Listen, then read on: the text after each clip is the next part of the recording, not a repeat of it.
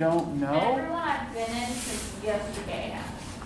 Even downstairs. Yeah, no problem. I don't know. I suspect that is probably the case. Frankly, I still wish that they would, fix our damn roof before they gave us new projectors. But Also, they kind of just left the stuff. yeah, there's also that. That is. Because that has also been left in every room I've been in. Yeah, that is. It is always in my spot.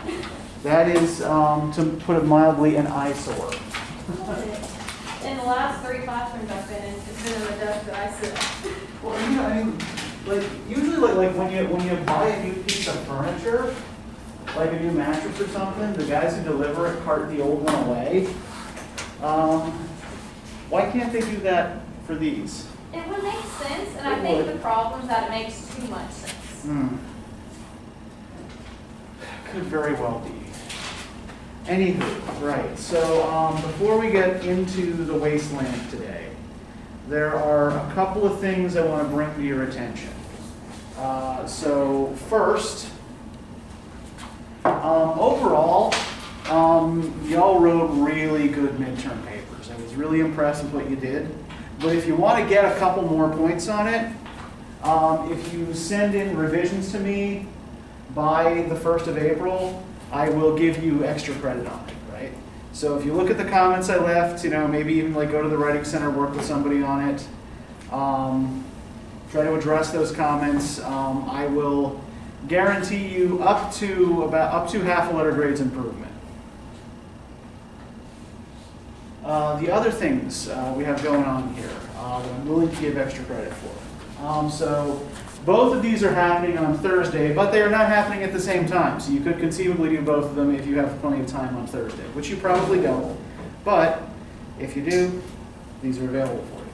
So first off, one of our retired professors, Gabrielle Stauff, she used to teach World Lit here, is going to be doing a poetry reading at 11 a.m. on Thursday in Admin 127. So that's like the big classroom in the back of the admin building, right? She is also going to be sticking around for the day. She's going to be doing an afternoon session where she is willing to give feedback to students on their own poetry if you register for that in advance. So, I'll give you extra credit for going to the reading. If you want to get the feedback if you want to go to the feedback session, that is just kind of a bonus thing for you to do. But if you're interested in the feedback session, then you should contact Ms. Argo about that at blue.argo@gsw.edu.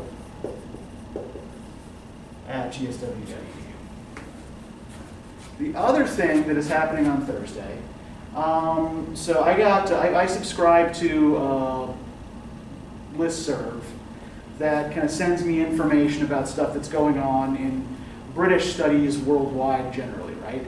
And most of it is just garbage, it's of no real interest to me, and I delete it. But UT Austin is running a number of video sessions about how people are dealing with Brexit. Do y'all know what Brexit is? Have you heard about this or read about it in the news or anything? I know it's a big thing. It's a big thing. It's Great Britain is hard to leave the European Union. Yes.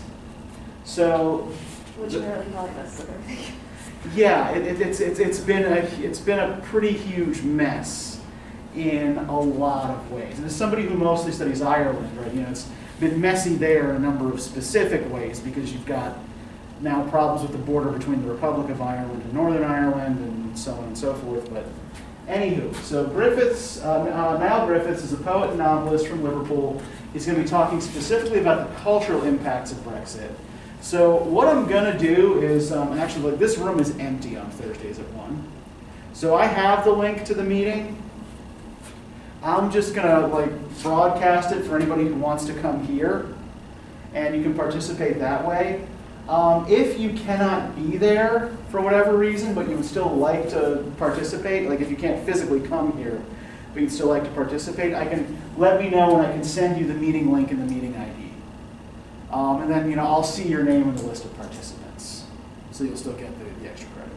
But yeah, just to make this more convenient so we only need the one link, then, I figured we just do it right here if people can. How do we prove that we went to the poetry reading? I'll be there. Oh, okay. So, yeah. Because we're going to Dr. McCall's Yeah. class, so we'll be there. Oh, okay, so you have to be there anyway. Yeah. All right, well, you'll get extra credit for this class too then. Yes. Okay. Any other questions about this?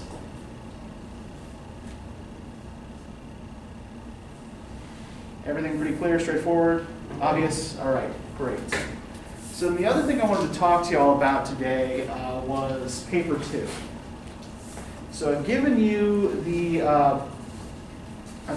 directions.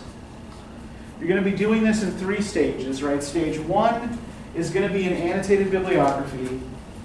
Stage 2 is going to be a 500-word proposal, similar to the one you did for paper 1. And stage 3 is going to be a 2,000 to 3,000 word research paper. So that sounds scarier than it is, like it ends up being about 7 to 9 pages double-spaced, right? You can't use the text that you wrote paper 1 on. You're going to choose one text from any point in the semester to analyze. What you're going to do is kind of like look at some important overall theme that we've discussed in the course, and you're going to make an argument about the way the text deals with that particular theme and why we should care, right? Why that matters. Okay, so any questions about just sort of the basic layout of the assignment here? All right, good. The due dates are all on the next to last page here, right? So the first thing I want you all to do is the annotated bibliography. That's going to be due on the 15th of April. The paper proposal is going to be due on the 22nd, so the following week. And then the final paper is going to be due on the 9th, so essentially the very last day of the semester. So I'm trying to give you all as much time as possible to get this done.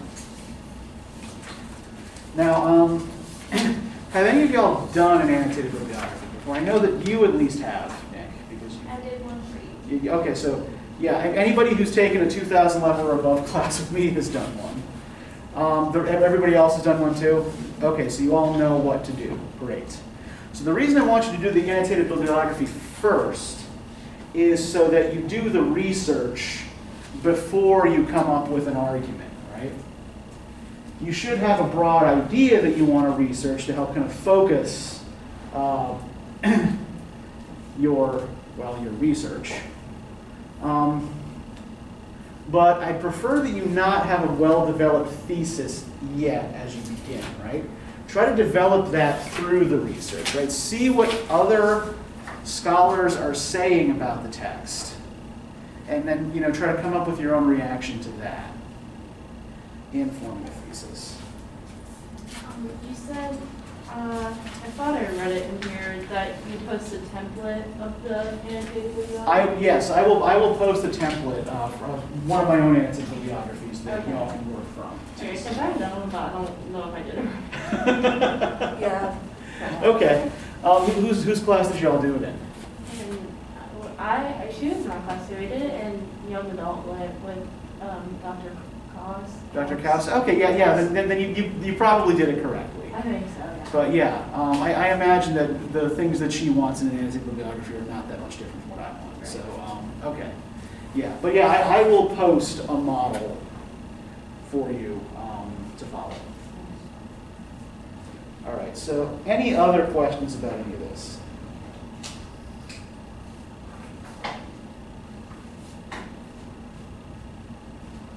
I have a question about this. It's about the presentation. Yes. Are the sheet that you gave us in class, is it all Georgia view?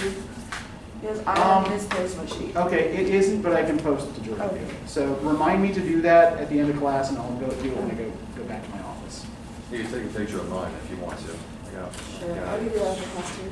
I just, mine is gone. Okay, so you were presenting on Yates, right, I think? Yes, I'll do that in class. Yes, brief. I had a question about presentations as well. Mm-hmm. I could probably wait if you don't have time to do it right now. But That's fine, go ahead. like about the presentations. Uh-huh.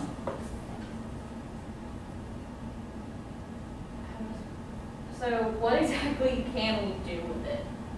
Like, can we make it interactive? Absolutely, yeah. Okay. Essentially, you can do anything you want as long as it's not going to get you or me in trouble.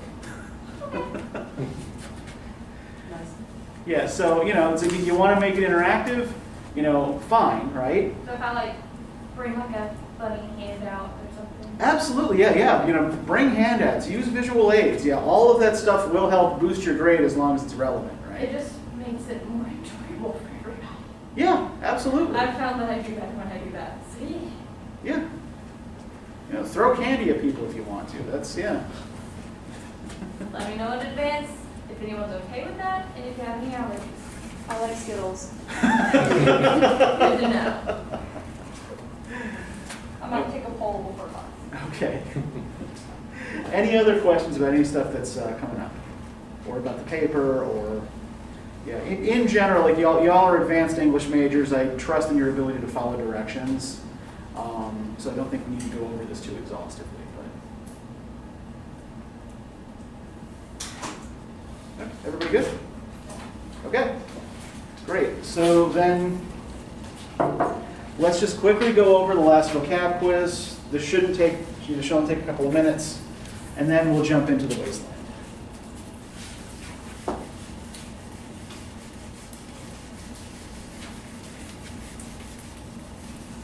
Okay, Mrs. Harry Kember. Who or what was Mrs. Harry Kember? A character in Bay. Mm-hmm. She was kind of like an outcast woman. She smoked.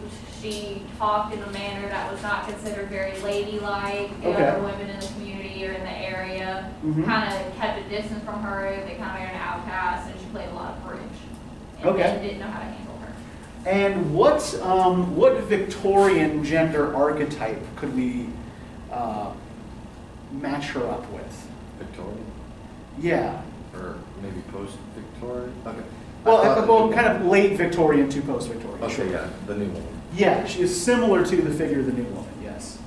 Very good. She is also, bears a strange physical resemblance to her husband, right? Yes. All right, liminality.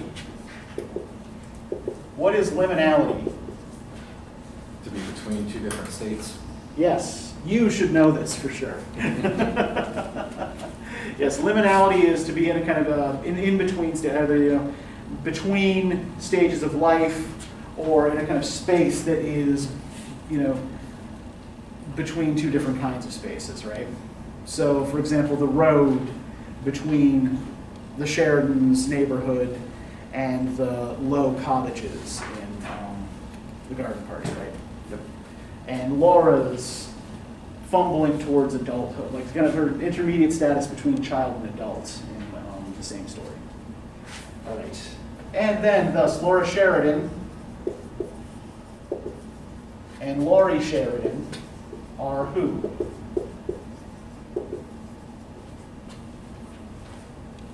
They're brother and sister. They, Laura is more sympathetic and sort of coming into her age with what her class is in society, where she's more bourgeois, but is starting to understand the differences between her and the lower classes that live in the cottages. Okay. And she starts to question why she can't associate with people in the lower classes as opposed to the people that she doesn't really care for in the bourgeois society. How nice workmen were, yes. And Laurie, why is her brother Laurie important? Why does Laurie matter? Sort of an allusion to Catherine Mansfield's own brother. Okay. The only family member that she felt comfortable around. And given the likelihood of the two names, and I believe they're twins in the book. It doesn't quite spell that out, but it seems to suggest that they might be, especially given the similarity in their names. They're the closest to each other, Mhm. and that's why Laura tries to convey what she feels and understands, but at the same time, she kind of shies away from it with Laurie.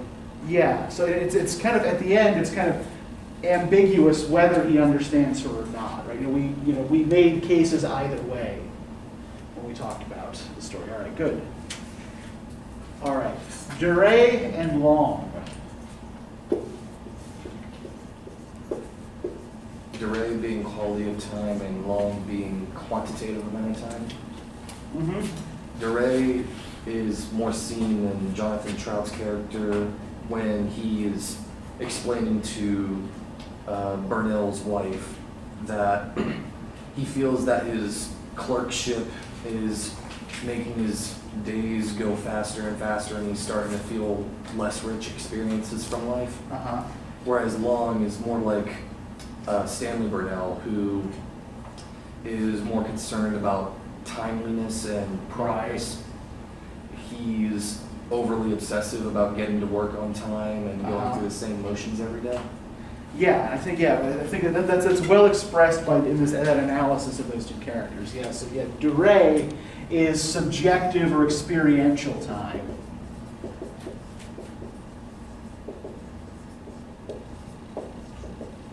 Right. Time as we experience it, and Long is objective or kind of quantitative time, measurable time.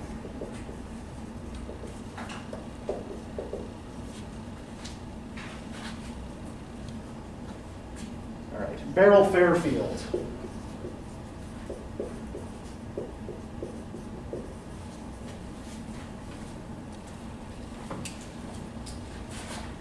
She's a sister in Athens. She is. Mhm.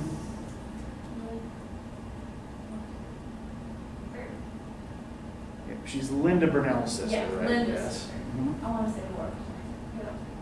Yeah. She's Linda's sister, and Mhm. she's friends with Mrs. Harry Kimber. She's one of the Uh-huh. only women in the community that actually spends time with her.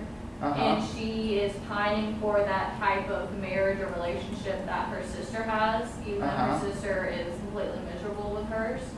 And she ends up going as far as to leave her house in the middle of the night and almost take a roll under a bush with Mr. Harry Kimber. Yeah, she's a little friendly with Mr. Harry Kemper as well as Mrs. Harry Kemper, right? Yeah.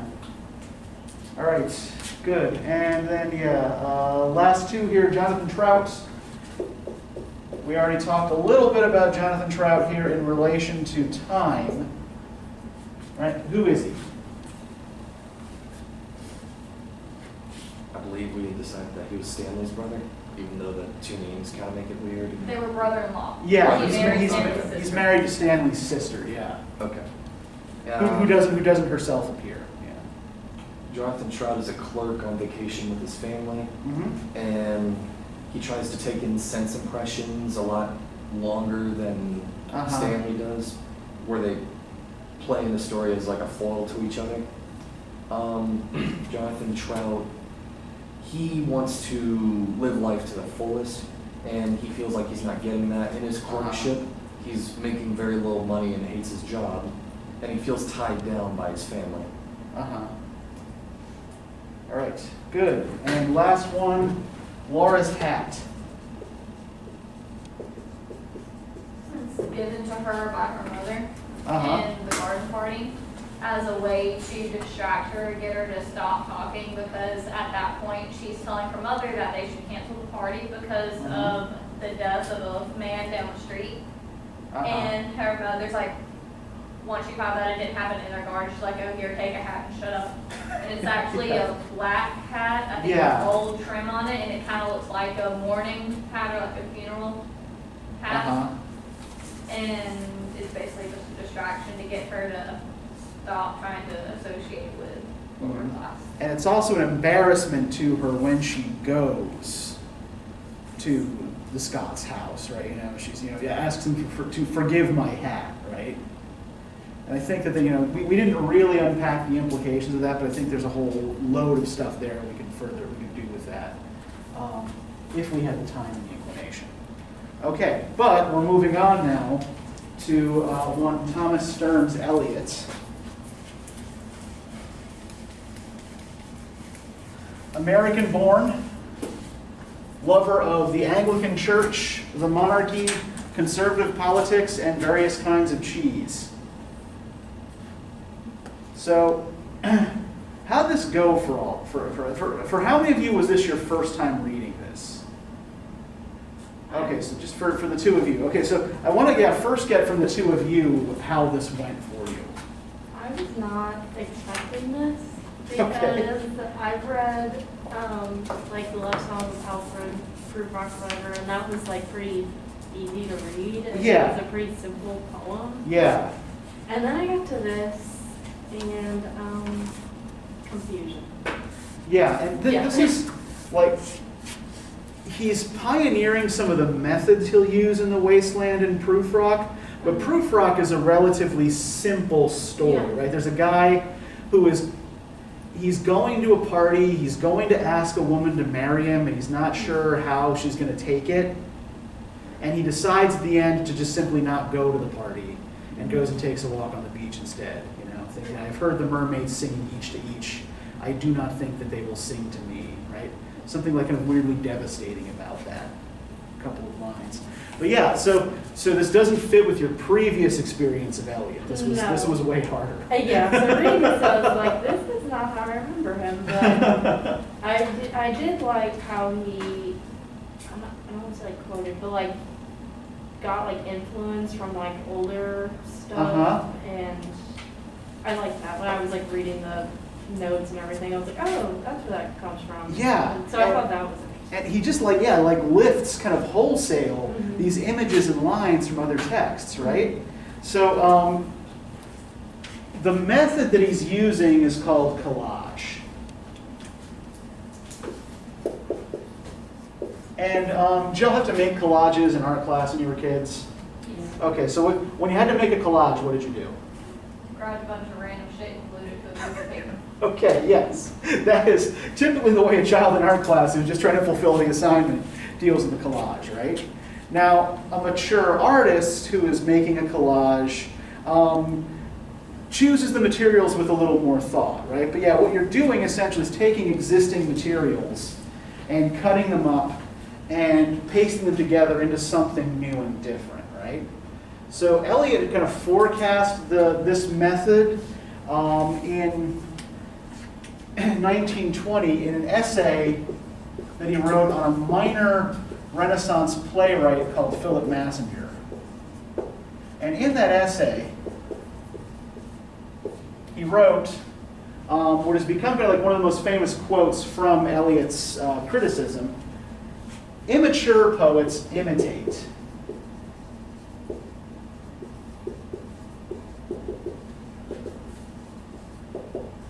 Mature poets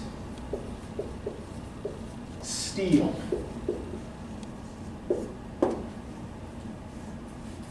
Bad poets deface what they take.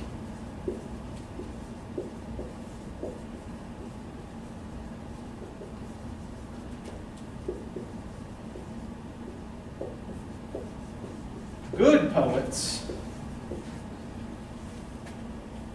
make it into something better, or at least something different.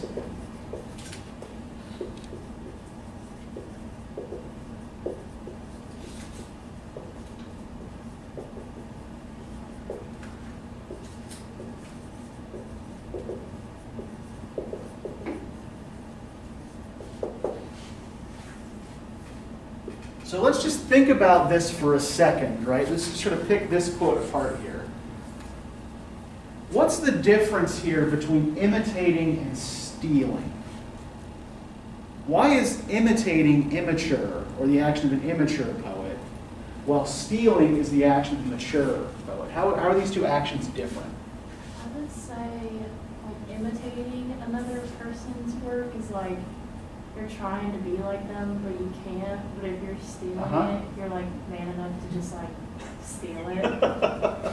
Yeah. That's kind of what I got from that. Yeah, when you're stealing it, yeah, right, you're taking it, you're not going to give it back, right? You're literally taking something that belongs to someone else and making it your own.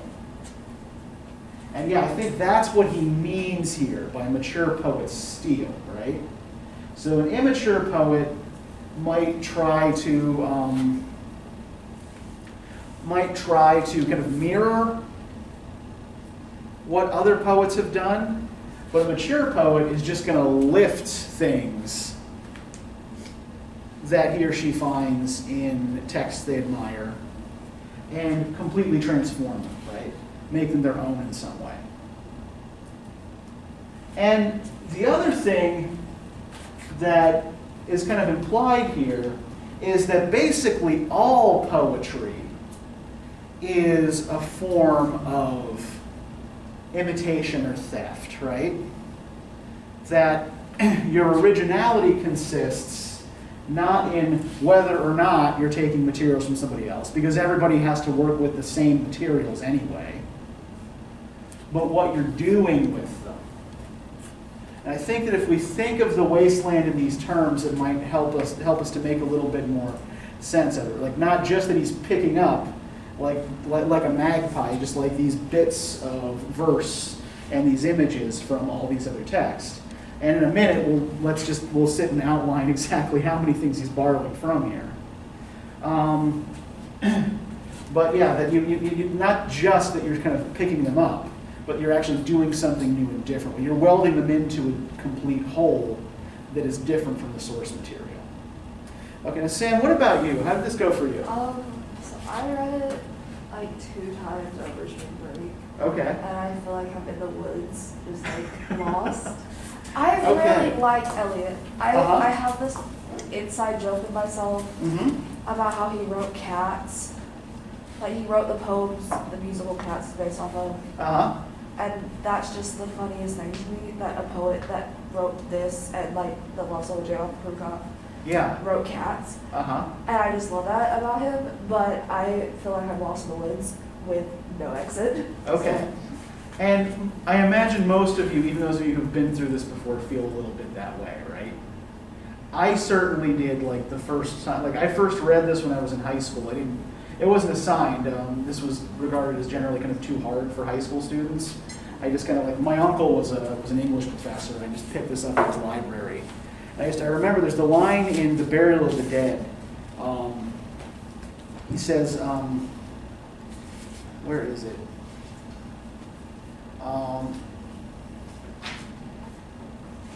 It's on the top of page 6, right? I will show you fear in a handful of dust. And I didn't understand the poem at all, right? I had no idea what the line meant in context or anything else, right? I just thought that sounded really metal. So I wrote it all over everything I owned. But I didn't understand the poem at all. one thing I did like though was, I think I picked up, it's the tarot cards. Okay. All right, let's think about that as a possible way in here. They know that I have tarot cards. Okay. I do tarot cards. Yeah. Okay. So what did you think about the way the tarot cards are used here? I think it's very interesting how he like uses the meaning of the tarot cards to like fit into the story. So I was like not expecting tarot cards to come up, and I was like, huh, okay. Yeah, and some of these things, like some of the cards he invents, right? You know, in a traditional tarot deck, there is no one-eyed merchant, for example. But this one-eyed merchant and the drowned sailor, right, the two invented cards here, become these kind of central images in the poem that are mirror images of each other as well, right? So a lot of what, like, Eliot is, at the time he writes this poem, not conventionally religious and is also a skeptic in occult matters as well, right? So he's not a believer in tarot cards or mysticism and things like that. But he's using a lot of these kinds of occult references to kind of make the poem's larger argument, to make some of the imagery cohere, right? So, for example, like each portion of the poem is connected to one of the classical elements. So the first part, burial of the dead. If you had to guess which of the four classical elements, air, fire, earth, water, this was connected to, which would you go with? Earth. Obvious, right? Earth, yeah.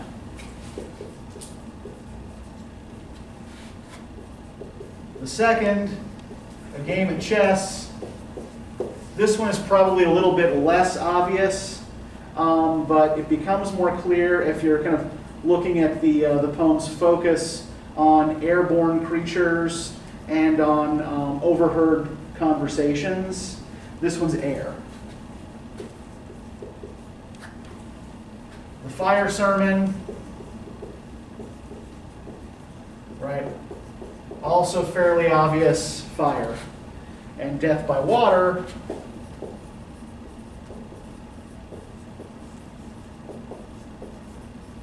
of course, water. And all of these four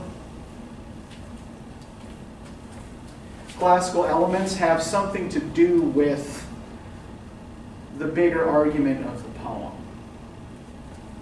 So, what is a wasteland? Nothing grows. It's Yeah. like permanently autumn or winter. Uh-huh. Yeah, a wasteland, like, yeah, any territory we refer to as wasteland or waste territory is marked by infertility, right?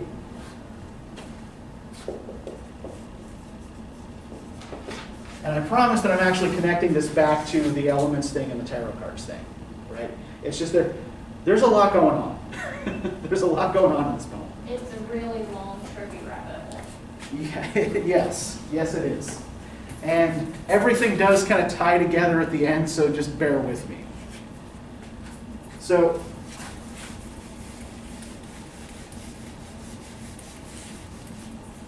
this infertility symbolism, right? Eliot is drawing, in a lot of ways, from two major sources. The first is a book by the Scottish anthropologist James George Fraser called The Golden Bough, first published in 1890. Have any of you heard of The Golden Bough before? Is this familiar to anybody? I feel like I have, but I can't tell you what it's about. I've heard of Frasier. It sounds like it should be. Okay. Okay, so the name J.G. Fraser is a little bit familiar to you, Hannah? You've heard of him before? I've probably seen it in like a book or something. Okay, but you don't remember anything specific about it. Okay, so Fraser wrote The Golden Bough as a study of what he called primitive religions, right? And the essential argument is that all early religions were fertility cults.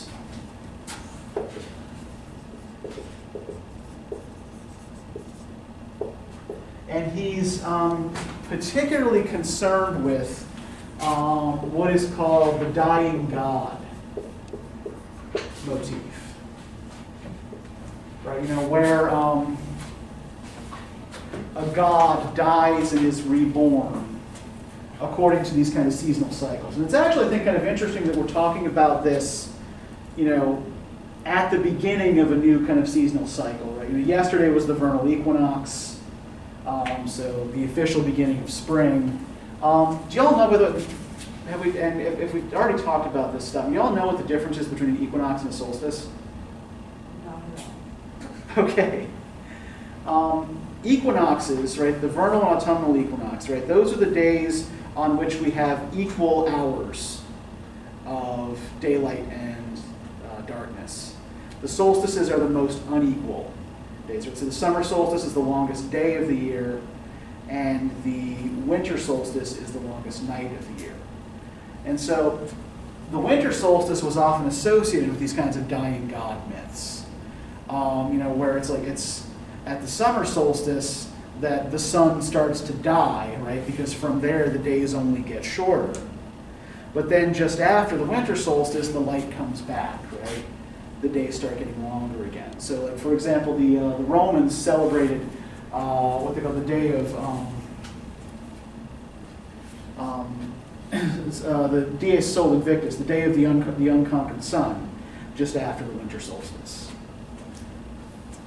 But yeah, these dying god myths are very much connected with the fertility of the land. So, like examples of this would be, right, the Egyptian myth of Osiris, the Norse myth of Balder, Dionysus, and Adonis in Greek mythology, right, Tammuz in Babylonian mythology, and he also connects this to the Jesus Christ story as well.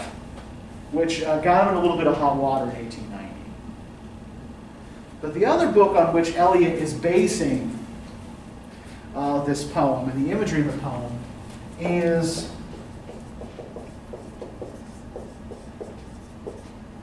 a 1920 book by a woman named Jessie L. Weston called From Ritual to Romance.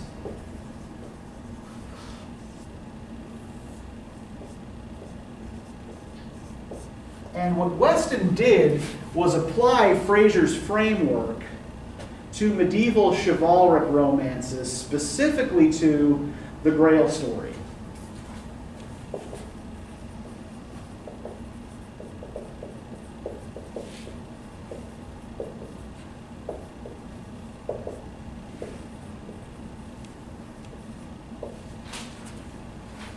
Right, so, yeah, go ahead, Matt. Sorry, I saw in the notes that he referenced, I don't want to say it's like Les Fleurs de...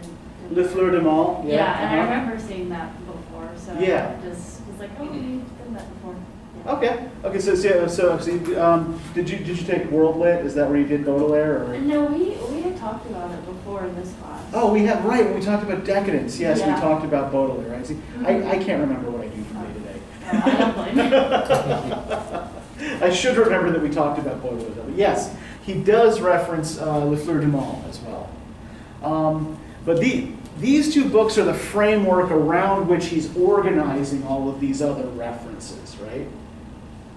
So at the center of what narrative there is in the wasteland is this kind of this notion of fertility myth and of like kind of like the nightly quest to the Chapel Perilous to, resist the temptation and heal the wounded king and restore the fertility of the wasteland, right? So when we're talking about a wasteland here as well, another thing that we might want to think about is the date at which this poem is published, right? So it's published in 1922. And so what major disruptive historical event is just in the rearview mirror here? Great one. Yes. Thank you, Nick.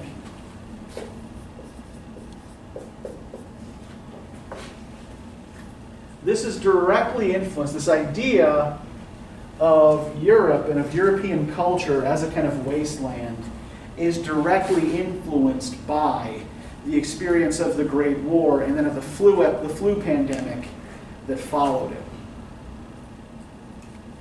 So he's animated by the same kinds of concerns that the people who invented Dada were wrapped up in. But he's taking it in a completely different direction, right? So Dada is basically about embracing chaos and nonsense, right? Forget all that old European culture shit. It was all boring anyway, and it's all, just bourgeois pomposity. Let's just, run around making fart noises and tweaking people's noses. Like you do.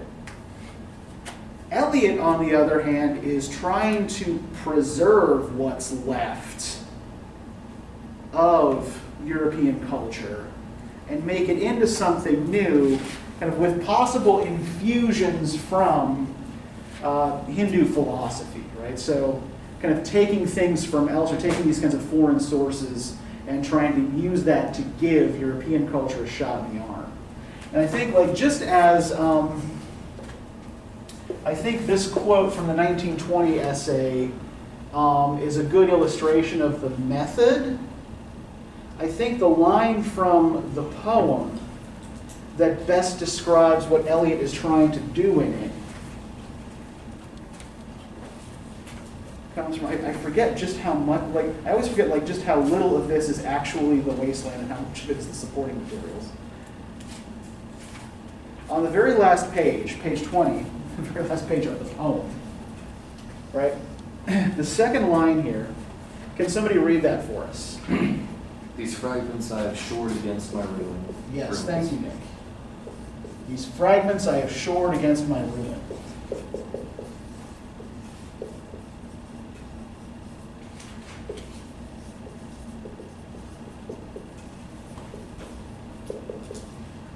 So we can look at the poem and this kind of magpie theft from all of these other sources as an attempt to kind of build a defensive wall around the personality, right? I have gathered all of these fragments to protect myself from falling apart.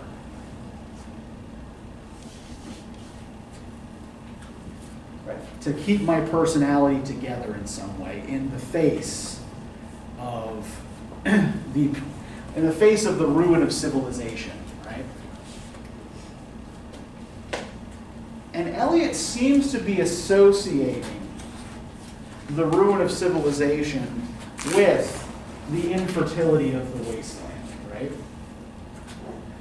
And this gets us back to these four elements here. Right? Earth in the poem represents fertility, right? If you plant, let's look at the first couple of lines here. Can somebody read on page 5 here? Starting with the first line, I'll just tell you when to stop. April is the cruelest month, breeding lilacs out of the dead land, mixing memory and desire, stirring dull roots with spring rain.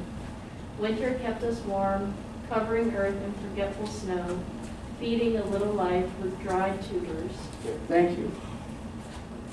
So, what's the central image here we get at the beginning of the poem? Rain on an infertile land?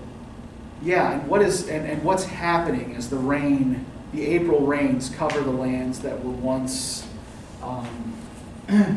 wintry. It's trying to grow something. Yeah, the lilacs are coming up, right?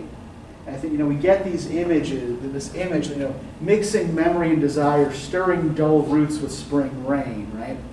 This notion of almost sexual arousal after a long sleep, right? Things coming back to life. And the burial of the dead here, right?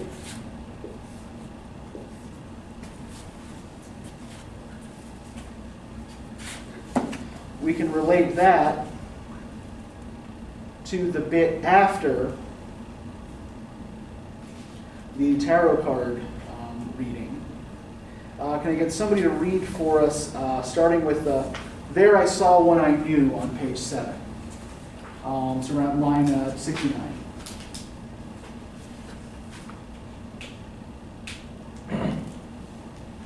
One must be so careful these days. Unreal city, like you said. Yeah, that's around line 69, yeah. There I saw one I knew, and stopped him crying, Stetson, you who were with me in the ships of Mile, that corpse you planted last year in your garden, has it begun to sprout? Will it bloom this year? Or has the sudden frost disturbed its bed? Okay, so thank you. We can pause there, right? So where do the lilacs come from? Where does the new life that awakens in the spring come from? The dead bodies. Yeah, from the natural disposal of dead bodies in the earth, right? So the burial of the dead is the kind of necessary first component of fertility here, right? And we can connect this also to these dying god motifs, right? The god dies in the winter, the god dies at the summer solstice or whatever, right? Whenever that happens, whenever this sacrifice happens, right? And then comes back at the winter solstice when the sun begins to grow again, right? So the opposite of Earth in this scheme is water. And Eliot seems to associate water not just with infertility, but I'm just going to say like this is in a lot of ways a deeply homophobic poem. Eliot also seems to associate water with homosexuality, and drowning in particular. Right? Death by water with homosexuality. So, you know, at the beginning of the burial of the dead here, we have this quote from this Austrian noblewoman, or this German noblewoman by the name of Marie Larisch. She's talking about the Starnberger See, which is a giant lake in southern Germany. So, Marie Larisch was the cousin of Ludwig II of Bavaria.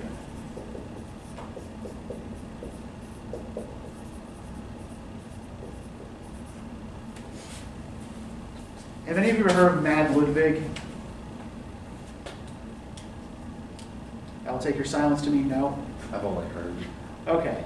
There's, if you ever go to Busch Gardens in Williamsburg, Virginia, there's a not very good haunted house ride, you know, through Mad Ludwig's castle, where it's, you know, this crazy ghost king who keeps attacking you with werewolves and shit like that.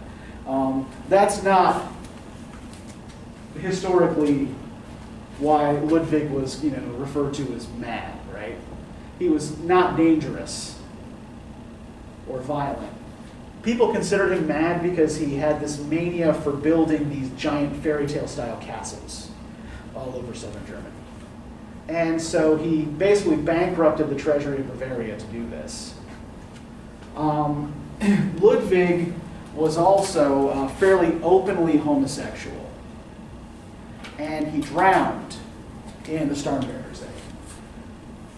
Right. This is how he died. He drowned under fairly mysterious circumstances in the Starnberger See. So this is why this particular lake is mentioned. And Ludwig II is connected to the figure of Mr. Eugenides, the Smyrna merchant, and to the Phoenician sailor Phlebas, right? Both of whom are also represented by tarot cards, right? Mr. Eugenides is the one-eyed merchant.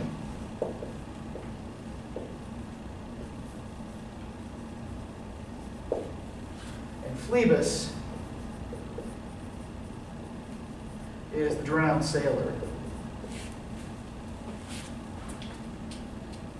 And I think that I have just about given Sam the longest and most convoluted answer to a question in the history of asking and answering questions.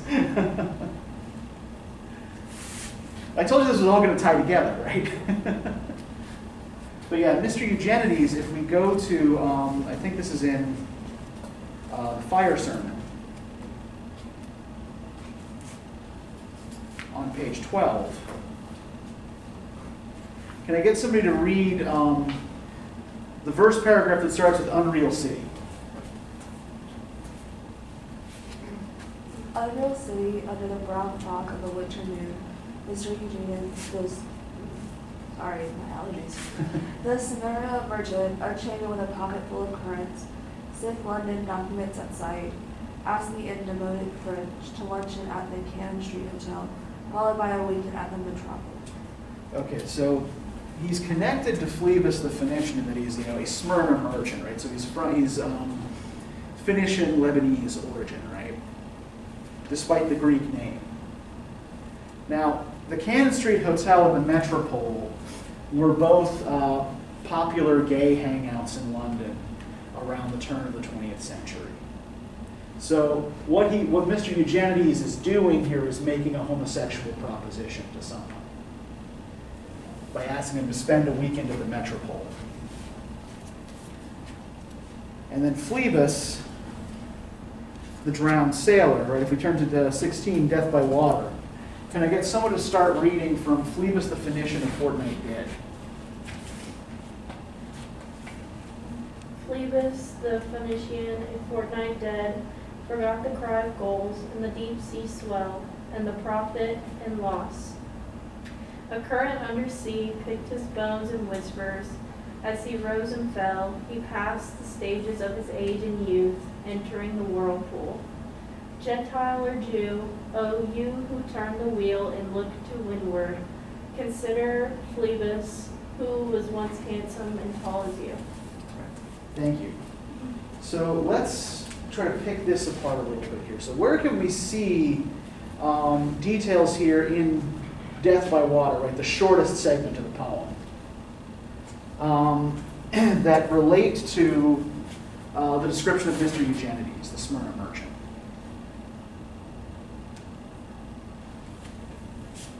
Where do we see possible lines of connection here?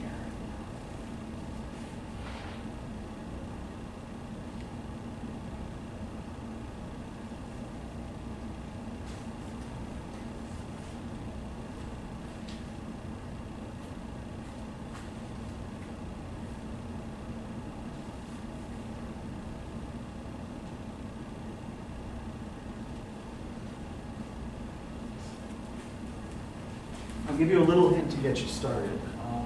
What does Phlebas forget? Cry of gold? And the deep sea swell, Yeah. and Profit and loss being that the other one's a merchant. yeah, good, yes. So there's that kind of connection to Mr. Eugenides, the merchant, right? Now, what about, like, what's happening to Phlebas's body as he drowns here, right? It's decay. Yeah, but is it the kind of productive decay that we had in the Burial of the Dead, right? Where, the corpse that Stetson plants in his garden, right, is, supposed to sprout. Is the idea here that Phlebas is going to sprout anything? No, he's going to swell. Yeah, he's just going to swell up and bloat and get tossed around by the whirlpool, right? So this is a kind of infertile death, right? It's death that breeds no new life. Right? Phlebas is just fish food. So, again, this association of water with infertility. Now, the other two elements in the scheme here, right, we have air and fire. So air is associated with deception and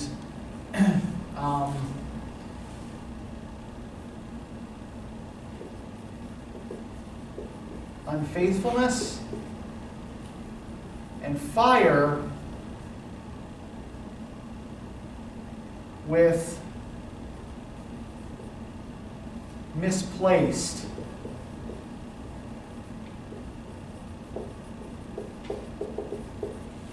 sexual passion, right? So I want to point to two parts of each of these that kind of illustrate this point here. Can I get somebody to read the bottom of page 9, starting with "When Little's husband got demanded," I said. When Lil's husband got demanded, I said, I didn't mince my words. I said to her myself, hurry up, please, it's time. Now Albert's coming back. Make yourself a bit smart. He'll want to know what you done with the money he gave you. To get yourself some teeth. He did. I was there. You have them all out, Little, and get a nice set. He said, I swear, I can't bear to look at you. And no more can't I said. And I think of poor Albert. He's been in the army for 4 years. He wants a good time. And if you don't give it him, there's no others will. I said, oh, is there, she said, something, oh, that, I said. Then I'll know who to thank, she said, and give me a straight look. Okay, so let's pause there for a second and try to pick this apart, right? First off, where is this conversation taking place, and how can we tell? A pub? Yeah, it's taking place in a bar, right? And how can we tell? The note at the bottom. Because the footnote tells us, yes. But what is the footnote referring to? The hurry up, please, it's time. I'm guessing it's like last call for drinks or something. Yeah, exactly. It's last call. And so I think that the whole idea of last call here is important as well, right? Like time is up, time is running out.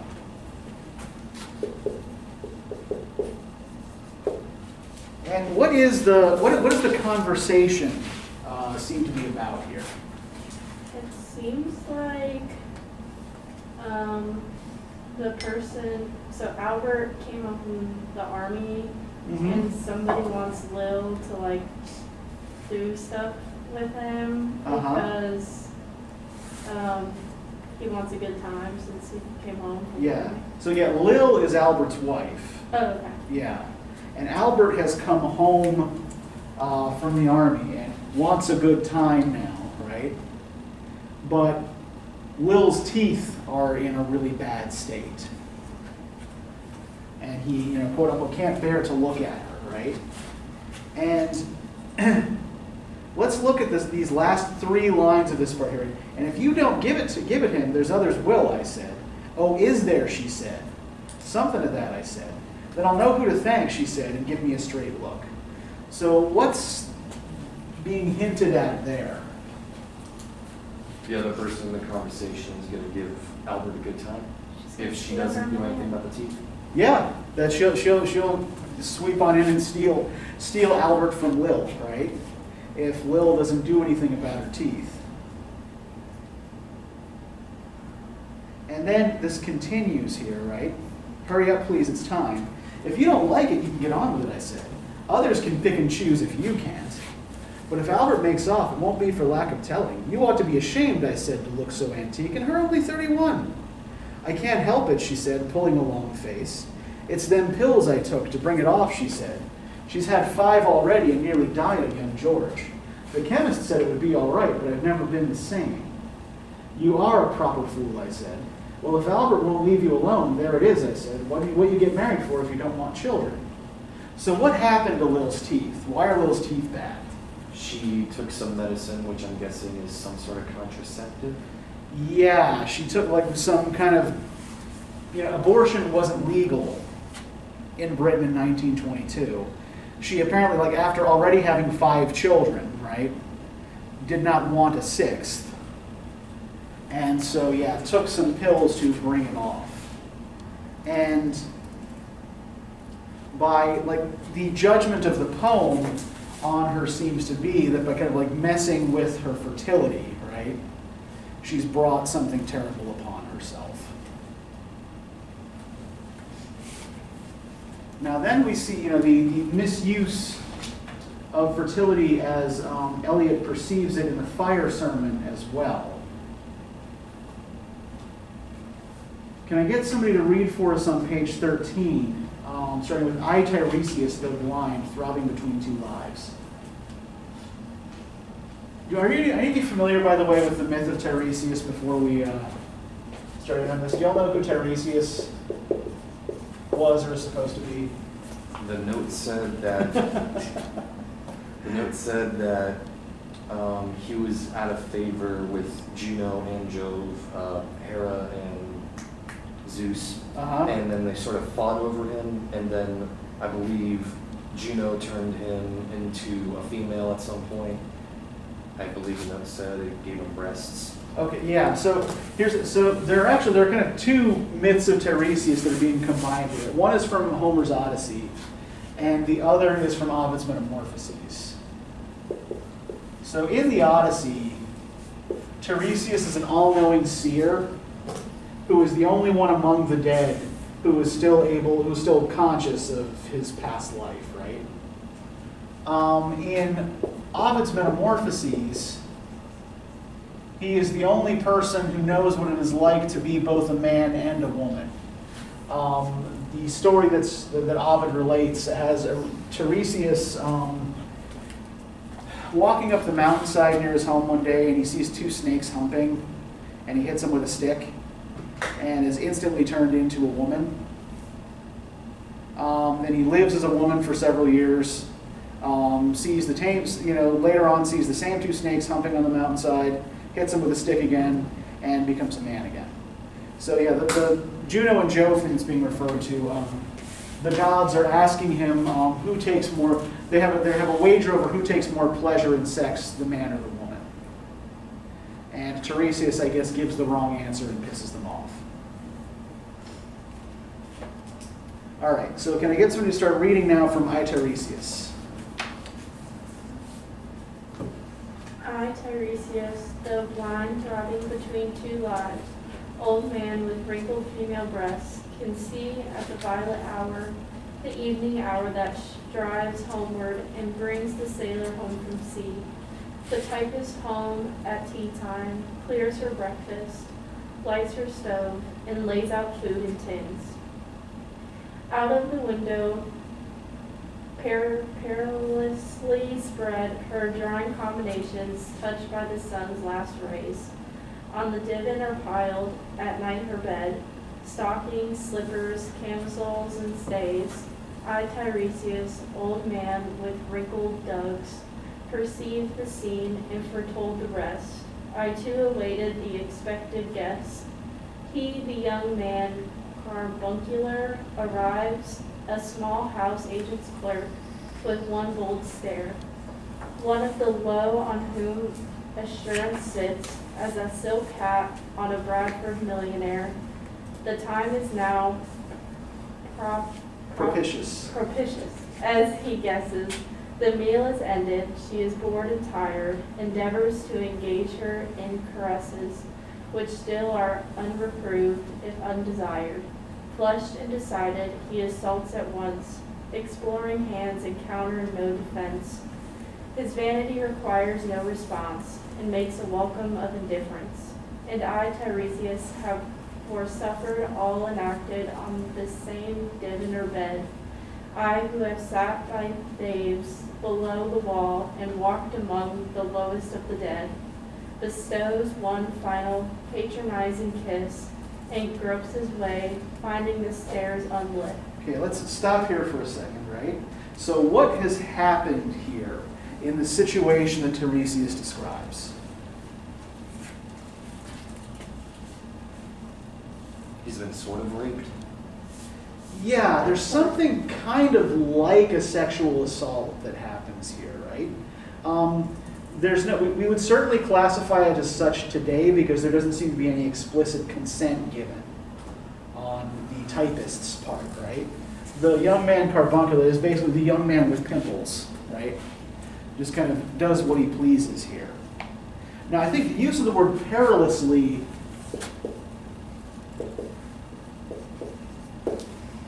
is also important in that in these Grail romances, right, the place where the knight is tempted and tested is always the chapel perilous.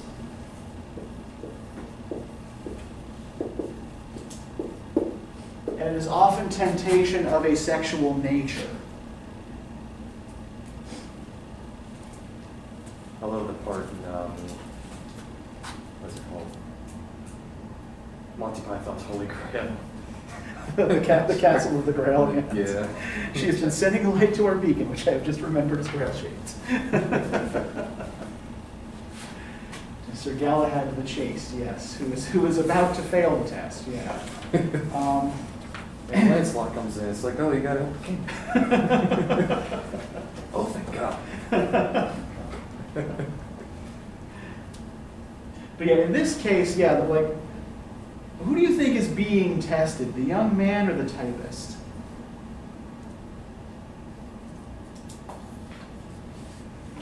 Or are they perhaps both being tested?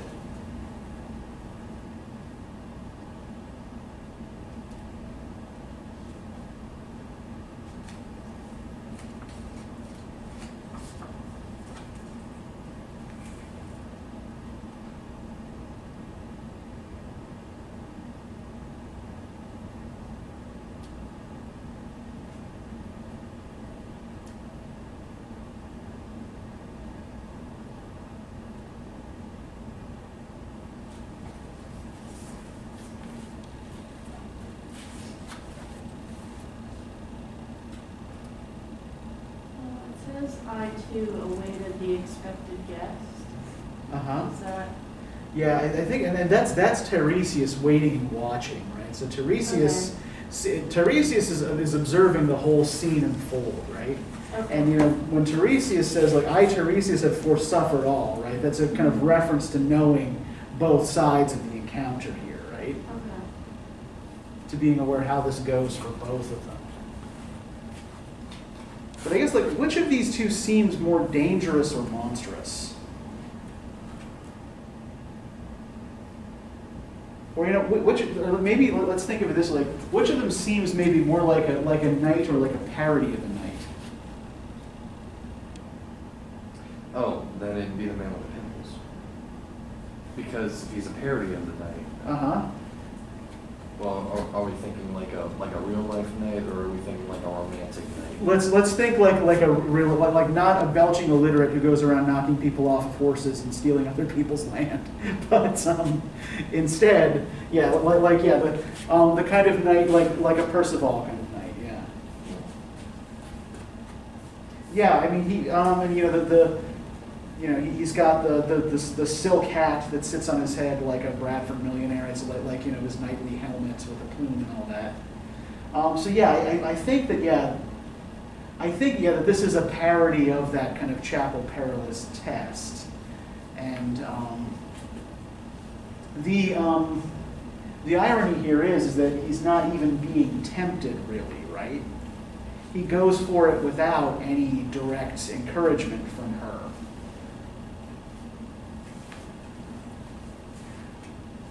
But the basic point in the broader scheme of the poem is that this is an essentially pointless sexual encounter that no one really enjoys or gets anything from, right? So it's for Eliot another one of these kind of misdirected uses of sexuality that then kind of bleeds into something almost mechanical here, right? She turns and looks a moment in the glass, hardly aware of her departed lover. Her brain allows one half-formed thought to pass. Well, now that's done, and I'm glad it's over. When lovely woman stoops to folly and paces about her room again alone, she smooths her hair with automatic hand and puts a record on the gramophone.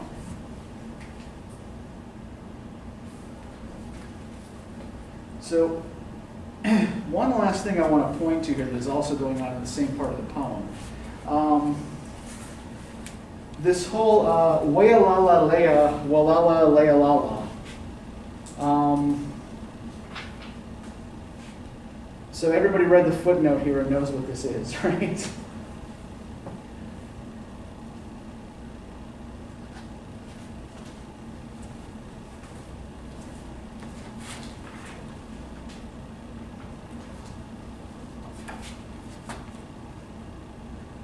Wayalala Leia, Walala Lealala.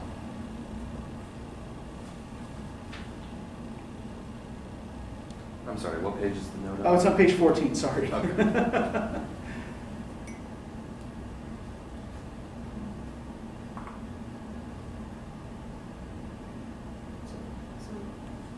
Opera? Yeah, so to give you the full context for this, right, so this is from Wagner's opera Das Rheingold.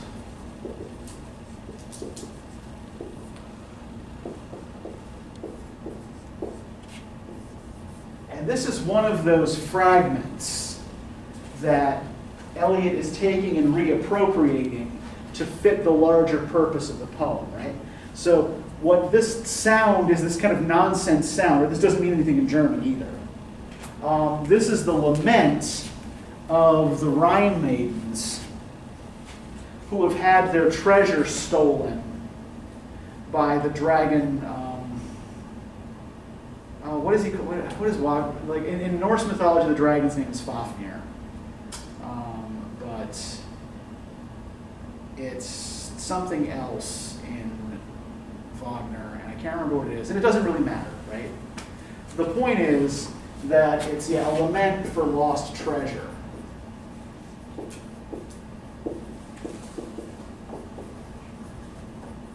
And in the broader context of the poem, this refers to like more like a lost chastity or lost virginity, right? So Eliot is taking this element from Wagner's opera and giving it a kind of entirely new meaning, right? That is still dependent on the old meaning in some sense. So does this make a little bit more sense to you? Can you see how all of this fits together and how this is working? Do you have any questions about it? Are you still terrified and confused by this poem? I still hate Eliot. We aren't on board.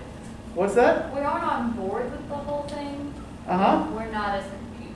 Okay, all right. And you know, the whole thing, and this is going to be the case with Wolf as well. And so like the stuff we're going to be reading right now is going to be hard and dense. What we're getting into is what's called high modernism, which is the kind of deeply experimental modernist literature. It's written for a highly educated audience that speaks multiple languages, basically people like T.S. Eliot.